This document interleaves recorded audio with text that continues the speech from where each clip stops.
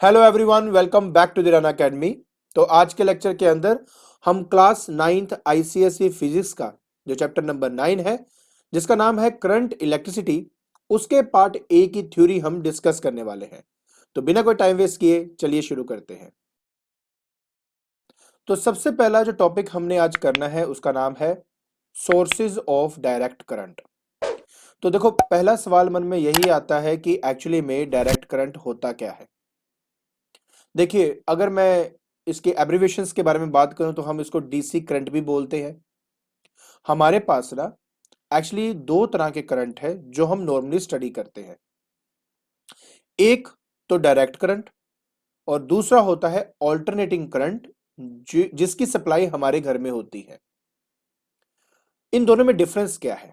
देखिए, अगर मैं डायरेक्ट करंट की बात करूं ना, तो डायरेक्ट करंट में अगर ये करंट और टाइम के बीच में अगर मैं ग्राफ बनाऊं तो मुझे ये देखने को मिलेगा कि जो करंट की वैल्यू है ना, वो through out the time same रहती है। करंट की वैल्यू कभी भी ना ज्यादा होती है ना कम होती है, वो क्या रहती है, कांस्टेंट रहती है। उसका मैग्नीट्यूड की वैल्यू एक जैसे रहती है। और दूसरी सबसे बड़ी बात, उसकी एक फिक्स डायरेक्शन भी रहती है। लेकिन अगर मैं बात करूं एक ऑल्टरनेटिंग करंट की, जिसकी सप्लाई हमारे घर के अंदर होती है, उसके अंदर हमें यह देखने को मिलता है कि इसमें करंट की वैल्यू लगातार इंक्रीज, फिर डिक्रीज, फिर इंक्रीज और decrease, but in the opposite direction. अब कई लोग ना इससे कंफ्यूज होते हैं कि इसका मतलब क्या है। देखिए, मैं आपको इसका मतलब समझाता हूं। एक्चुअली में क्या है, मान लेते हैं कि मेरे पास ये एक रेजिस्टेंस है और मैंने इसके साथ ना एक एसी सप्लाई दे दिया। एसी सप्लाई का मतलब हुआ, जो घर में आपके स्विच है ना, उस स्विच के साथ सीधा मैंने मैंने क्या किया, कनेक्ट कर दिया इसको, क्योंकि घर की सप्लाई तो एसी है। तो एक्चुअली में हमें ये देखने को मिलता है कि देखो, यहां से लेके यहां तक का जो टाइम है उसको टाइम पीरियड कहा जाता है। मतलब कितना टाइम लगता है ये पूरी एक वेव कंप्लीट होने में, उसको हम टाइम पीरियड कहते हैं।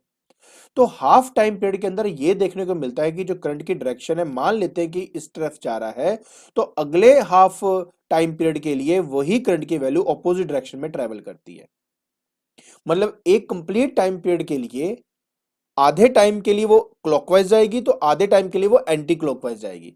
बट ये फिक्स नहीं है कि पहले क्लॉकवाइज जाएगी, जा पहले एंटी क्लॉक भी सकती है। मगर कहने का मतलब ये है कि आधे टाइम के लिए वो एक तरफ जाती है और दूसरे आधे टाइम के लिए वो ऑपोजिट डायरेक्शन में आती है। तो कहने का मतलब, जब हम बात करते हैं एक डायरेक्ट करंट की, तो उसमें जो करंट की वैल्यू है वो कांस्टेंट होती है, कभी चेंज नहीं करती, और उसका एक ही डायरेक्शन होता है। जैसे कि उसका सबसे बेस्ट जो सोर्स आज आप आपके अपने घर में देख सकते हो, वो आपका सेल है, ड्राई सेल। उसमें एक पॉजिटिव टर्मिनल होता है, उसमें एक नेगेटिव टर्मिनल होता है। अगर आप उसके साथ एक छोटा सा बल्ब इसके साथ कनेक्ट कर दो, तो बल्ब जो है वो आपका ग्लो करने लग जाएगा। जैसे टॉर्च के अंदर क्या होता है, टॉर्च के अंदर यही तो है। टॉर्च के अंदर आप क्या करते हो, सेल डालते हो, उसको आप ऑन करते हो, जैसे वो ऑन करते हो जो बल्ब है वो ग्लो कर जाता है आपका। अब इसमें जो करंट है वो हमेशा फ्लो करता है फ्रॉम पॉजिटिव टू नेगेटिव। इसका एक ही स्पेसिफिक करंट है। तो सबसे पहले तो ये समझना बहुत इंपॉर्टेंट था कि ये डायरेक्ट करंट क्या होता है। आई होप आपको डायरेक्ट करंट तो समझ में आ गया होगा। चलिए, अब हम बात करते हैं सोर्सेज ऑफ डायरेक्ट करंट की। मतलब ये डायरेक्ट करंट हमें मिलता कहां से है और कौन सी एनर्जी से ये इलेक्ट्रिकल एनर्जी में कन्वर्ट होता है। ये सारी बातें अब हम आराम से इसको स्टडी करते हैं। देखिए, सबसे पहली बात, जब भी हम एक नॉर्मल सेल की बात करते हैं ना, ये शुरुआत है। एक्चुअली में पहले सेल ऐसे थे। हम क्या करते थे कि एक कंटेनर लेते थे, उस कंटेनर के अंदर दो इलेक्ट्रोड्स रखते थे। ये कंडक्टिंग रोड्स होते हैं, डिफरेंट मटेरियल के होते हैं आपके ये। और उसको ना किसी पर्टिकुलर सॉल्यूशन के बीच में डाल दिया जाता था। ये जो अभी आप अपने सामने यहां देख रहे हो ना, ये एक तरह से वोल्टिक सेल है। मतलब बेसिकली एक नॉर्मल सेल बनाया है यहाँ पे। इसके अंदर दो इलेक्ट्रोड लिए गए हैं, एक कॉपर का और एक जिंक का।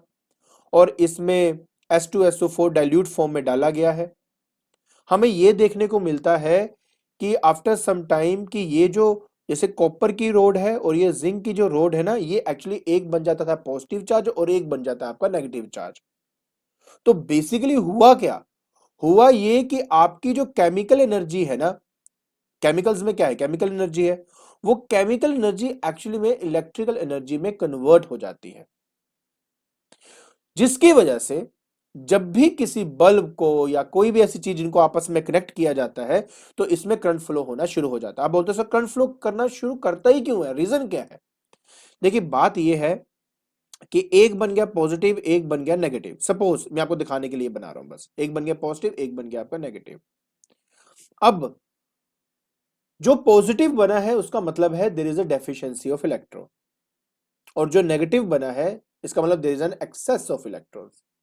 तो जब इनको हम आपस में कनेक्ट करते हैं तो एक्चुअली में आपके इलेक्ट्रॉन्स फ्लो करते हैं फ्रॉम नेगेटिव टू पॉजिटिव, और तब तक फ्लो करते हैं जब तक दोनों की पोलैरिटी एक जैसी नहीं हो जाती।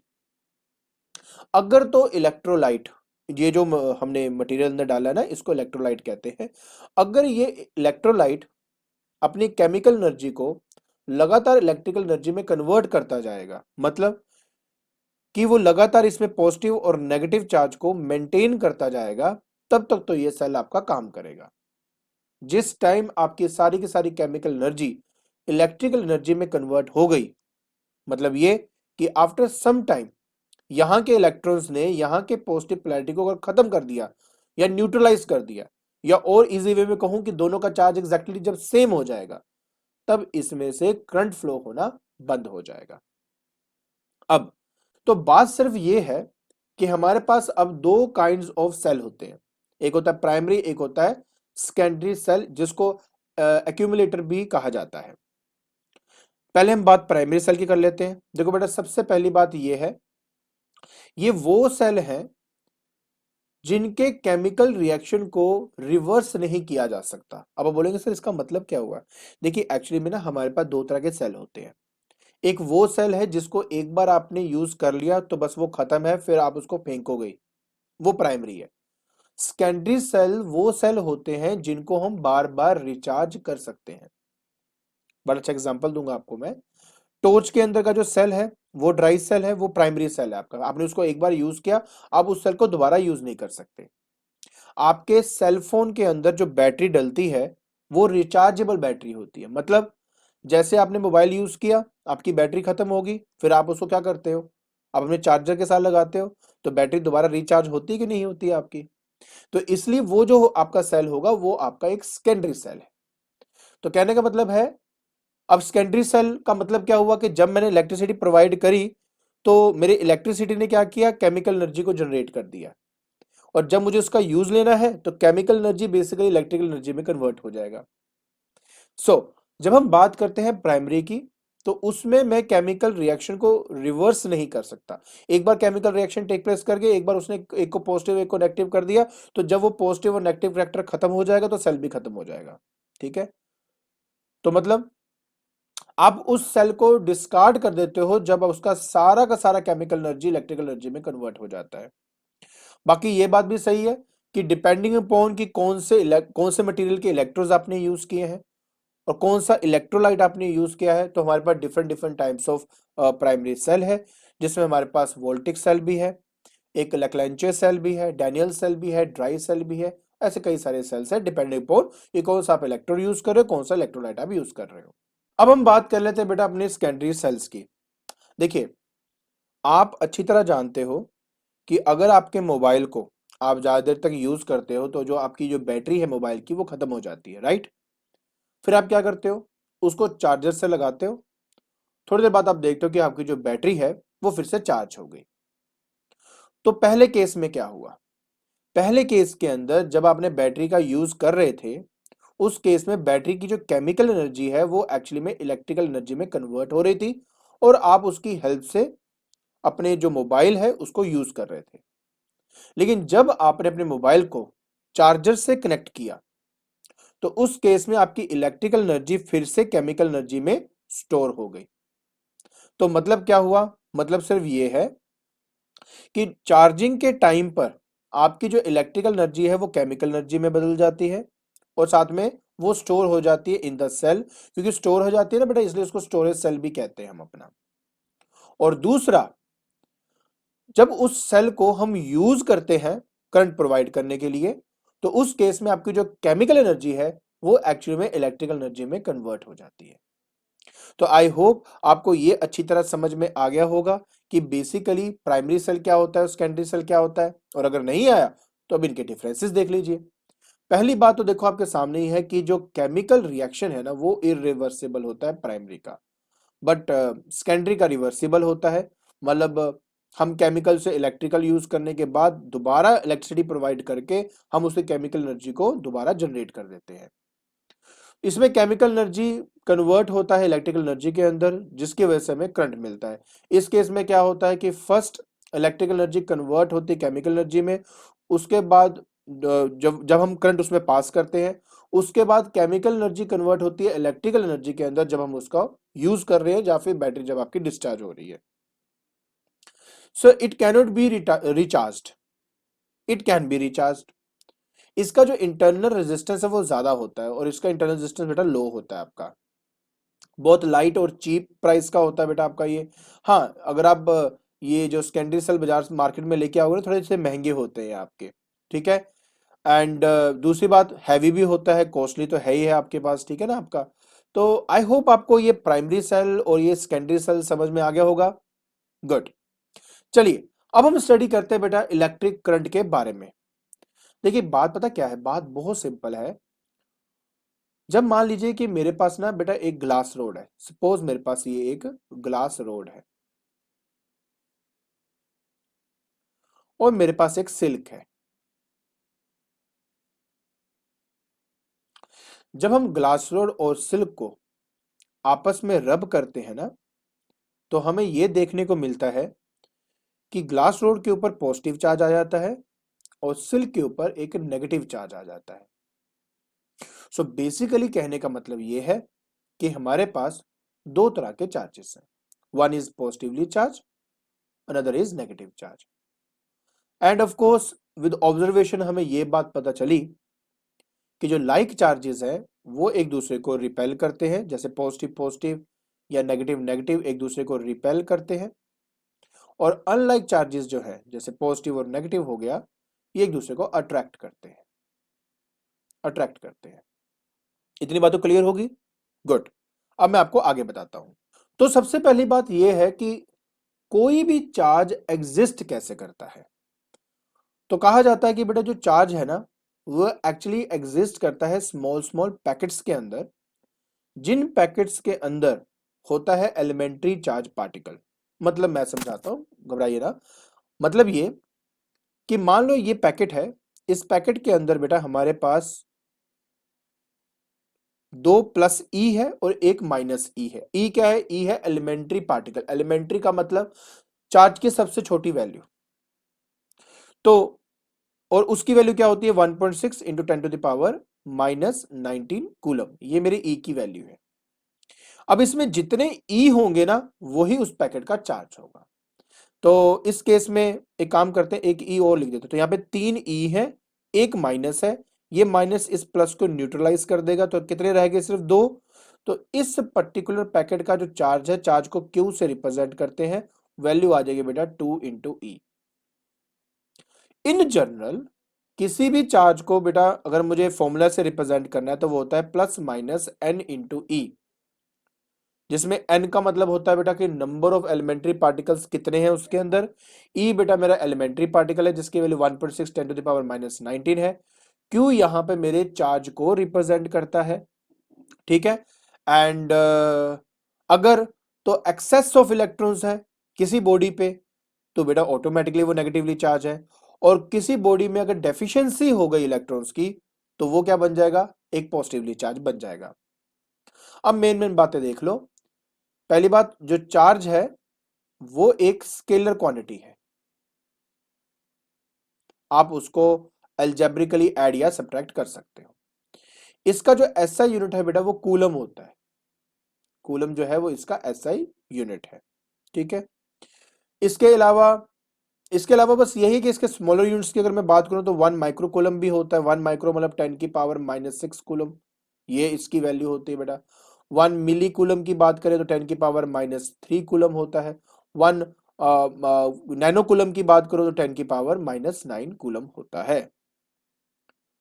अब पता क्या है, मेरा सबसे बड़ा सवाल एक्चुअली यही था मन में आता कि 1 कूलम का क्या मतलब है। कब हम कहेंगे कि मेरे पैकेट का जो वैल्यू है वो 1 कूलम है? तो एक बड़ा सिंपल सा हम यहाँ पर फॉर्मूले में वैल्यू पुट करके इसको आराम से फाइंड आउट कर सकते हैं। कैसे? देखो, मुझे पता है कि Q जो है वो मेरा N इंटू ई के बराबर है। 1 कूलम Q की वैल्यू, N मुझे फाइंड करना है, E 1.6 into 10 to the power minus 19 coulomb. C से C कैंसिल हो गया, तो N आ जाएगा 1 upon 1.6 into 10 to the power minus 19 coulomb. तो जब आप इसको सोल्व करते हो तो आपका आंसर आ जाता है 6.25 इंटू 10 टू द पावर 18। अब यहां पर ये जो n की वैल्यू है, ये पता क्या बता रहा है?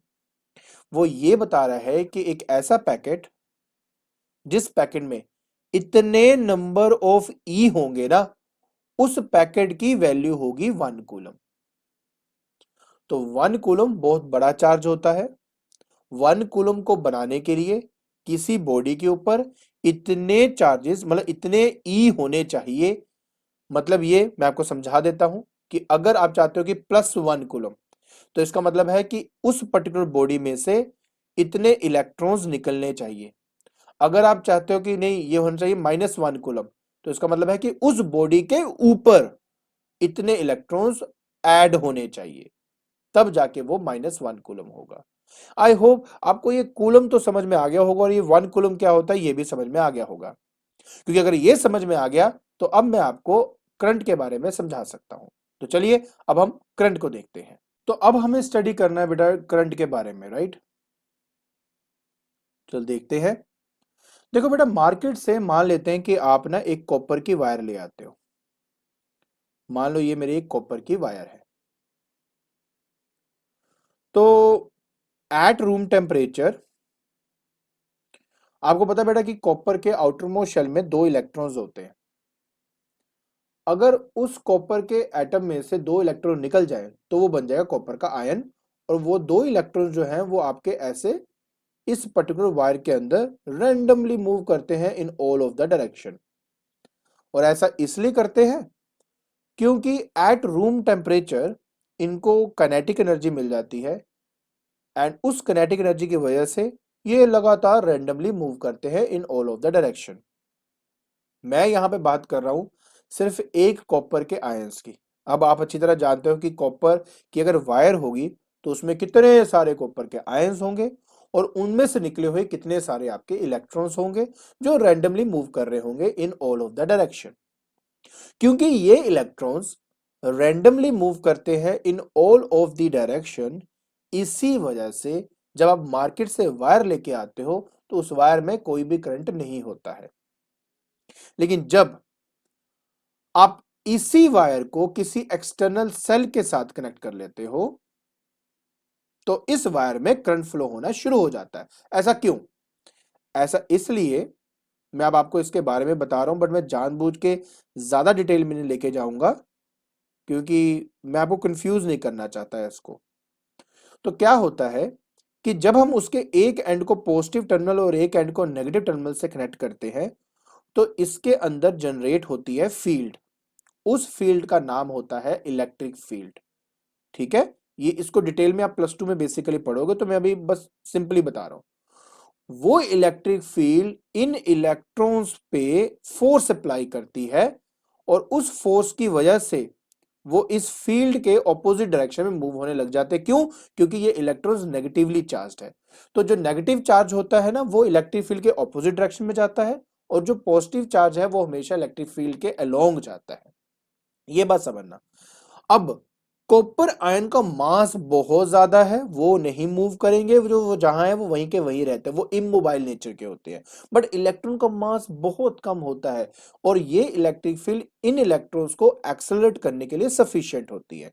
तो ये जितने भी आपके इलेक्ट्रॉन्स हैं ये इस फील्ड के ऑपोजिट डायरेक्शन में ट्रेवल होने शुरू हो जाते हैं। तो आपने देखा पहले क्या हो रहा था? पहले ये था कि ये सारे रैंडमली इधर उधर मूव कर रहे थे। अब इस फील्ड की वजह से क्या हो रहा है, ये सारे के सारे इलेक्ट्रॉन जो है ना वो एक पर्टिकुलर डायरेक्शन में अलाइन होके एक्सेलरेट होके मूव होना शुरू हो जाते हैं। अब मैं क्या कर रहा हूं, सेम वही वायर ले रहा हूं, बस ये जो इलेक्ट्रॉन्स हैं ये आपके क्या कर रहे हैं, यूनिफाइड डायरेक्शन में मूव करने लग गए। बस अब मैंने क्या किया, इसमें एक क्रॉस सेक्शन काट लिया, ये एक क्रॉस सेक्शन है, ठीक है। अब कितने नंबर ऑफ इलेक्ट्रॉन्स इसमें से पास कर रहे हैं पर यूनिट टाइम, उसको हमने करंट का नाम दे दिया। बेसिकली करंट का मतलब क्या है, charge divide by time. Charge divide by time से हम अपने अमाउंट ऑफ करंट को फाइंड आउट कर सकते हैं। अब बात कर लेते बेटा पहले तो इसके यूनिट की। आपको पता कि ऐसा यूनिट जो है मेरे चार्ज का कूलम होता है और टाइम का बेटा सेकंड होता है। सो अगर 1 कूलम ऑफ चार्ज 1 सेकंड में इस क्रॉस सेक्शन से होके जा रहा है, तो जो करंट आपका बनेगा वो होगा 1 एम्पियर। एम्पियर इस करंट का यूनिट होता है। नॉर्मली हम बेटा उसको 1A से रिप्रेजेंट कर देते हैं। सिर्फ आपको समझाने के लिए कि 1 एम्पियर एग्जैक्टली कितना होता है, तो अगर आप थोड़ा ध्यान से यहां देखो, 1 कूलम में कितने नंबर ऑफ इलेक्ट्रॉन्स होते हैं, मैंने क्या बताया कितने नंबर ऑफ ई होते हैं, 6.25 इंटू 10 की पावर 18। तो इसका मतलब पता क्या हुआ, इसका मतलब हुआ कि जब इस क्रॉस सेक्शन में से आपके 6.25 into 10 to the power 18 number of electron pass करेंगे 1 सेकंड के अंदर, तो मैं कहूंगा कि इस वायर में 1 एम्पियर करंट आपका फ्लो कर रहा है। अगर डबल ऑफ दिस नंबर इस क्रॉस सेक्शन से पास कर रहे हैं एवरी सेकंड, तो मैं क्या कहूंगा कि 2 एम्पियर करंट इसमें से पास हो रहा है। तो कहने का मतलब यह है कि अगर 1 कूलम पास करेगा 1 सेकंड में तो 1 एम्पियर, इससे आधे करेंगे तो मैं कहूंगा 0.5 एम्पियर, इससे डबल करेंगे then I will say 2 ampere. पर सेकंड के हिसाब से कितने नंबर ऑफ इसमें से चार्जेस फ्लो करते हैं, वही इसका करंट होता है। टाइम स्केलर है, जो चार्ज है वो स्केलर है, तो करंट भी क्या है बेटा आपका स्केलर क्वांटिटी ही है। इसको आप अलजेब्रिकली ऐड या सब्ट्रैक्ट कर सकते हो। इसकी एक स्पेसिफाइड डायरेक्शन होने के बावजूद भी ये वेक्टर नहीं है, बिल्कुल वेक्टर नहीं है, क्योंकि इसमें वेक्टर्स ऐड करने के लॉ अप्लाई नहीं होते। इसमें सिंपली अलजेब्रिकल लॉज लगते हैं, सिंपली आप ऐड सब्ट्रैक्ट उनको कर सकते हो, कोई लॉ नहीं लगाना पड़ता। तो ये स्केलर नेचर का होता है। तो करंट क्या है, एक स्केलर क्वांटिटी है। बात रह जाती है बेटा इसके डायरेक्शन की, तो वो मैं आपके साथ एक बार डिस्कस कर लेता हूं। देखो बेटा मेरे पास कोई भी वायर है, उस वायर को जब आप एक सेल से कनेक्ट करते हो तो एक्चुअली में होता क्या है वो मैं आपको बताया। तो देखिए एक है पॉजिटिव टर्मिनल बेटा, एक है नेगेटिव टर्मिनल, राइट। क्या बताया था कि जो इलेक्ट्रॉन्स है वो फ्लो करते हैं, पॉजिटिव आयंस मूव नहीं करते हैं। तो एक्चुअली में जो इलेक्ट्रॉन्स हैं वो आपके नेगेटिव टर्मिनल से होकर इस वायर से थ्रू होकर इस पॉजिटिव टर्मिनल में ऐड होते हैं। अब जब एक पॉजिटिव और नेगेटिव मिलेगा तो वो क्या हो जाएगा, न्यूट्रल हो जाएगा। कहने का मतलब कि यहां से इलेक्ट्रॉन निकलने की वजह से इसका नेगेटिव करैक्टर कम होगा और यहां पर इलेक्ट्रॉन रिकंबाइन होने की वजह से इसका पॉजिटिव करैक्टर कम होगा। कहने का मतलब यह है कि जो चार्जेस है वो धीरे धीरे धीरे उसमें रीअरेंजमेंट होने लग जाएगा। एज ए रिजल्ट जब इन दोनों का चार्ज सेम हो जाएगा तो इस सेल में से कोई भी करंट आपका फ्लो नहीं करेगा। तो हमारे पास दो तरह के बेटा डायरेक्शन है, एक होता है कन्वेंशनल डायरेक्शन जो स्टार्टिंग से हम स्टडी करते आ रहे हैं, और एक है इलेक्ट्रॉन्स की डायरेक्शन जिसको इलेक्ट्रॉनिक डायरेक्शन भी कहते हैं। तो इलेक्ट्रॉन्स हमेशा मूव करते हैं बेटा फ्रॉम नेगेटिव टू पॉजिटिव, लेकिन बाय कन्वेंशन हम हमेशा जो करंट की डायरेक्शन स्टडी करते हैं वो है हमेशा पॉजिटिव से नेगेटिव। ऑलवेज जब भी हम कहेंगे करंट कैसे फ्लो करेगा तो हम कहेंगे पॉजिटिव से नेगेटिव जो है वो आपका करंट फ्लो कर रहा है, लेकिन एक्चुअली में फ्लो करते हैं सिर्फ इलेक्ट्रॉन्स जो कि है from negative to positive. I hope आपको यह बात समझ में आ गया होगा। और दूसरी सबसे बड़ी बात कि किसी भी कंडक्टिंग वायर के अंदर सिर्फ इलेक्ट्रॉन्स ही होते हैं जिनके फ्लो की वजह से करंट कॉन्स्टिट्यूट होता है, मतलब करंट हमें जो मिलता है वो सिर्फ फ्लो ऑफ इलेक्ट्रॉन्स की वजह से ही होता है। लेकिन लेकिन मेरी बात समझने की कोशिश करना, जब आपको मैंने बताया था एक बैटरी के बारे में जिसमें हमारे पास दो इलेक्ट्रोड्स है, उसके अंदर क्या होता है बेटा आपके, हमने इलेक्ट्रोलाइट डाला था डाइल्यूट H2SO4, तो H2SO4 जब ये टूटेगा तो ये आ जाएगा आपका H positive and SO4 negative, twice ये बनेगा लाइक दिस।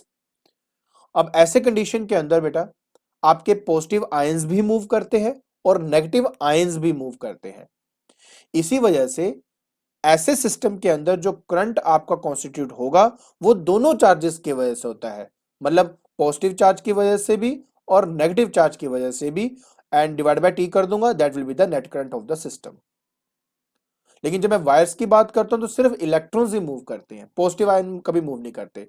इस केस में पॉजिटिव मूव करते हैं, नेगेटिव भी मूव करते हैं, तो दोनों का जो नेट चार्ज होगा डिवाइड बाय टी कर दूंगा, that will be your net current. I hope आपको ये अच्छे से समझ में तो आ गया होगा कि मैं क्या बात कर रहा हूं यहाँ पे। गुड।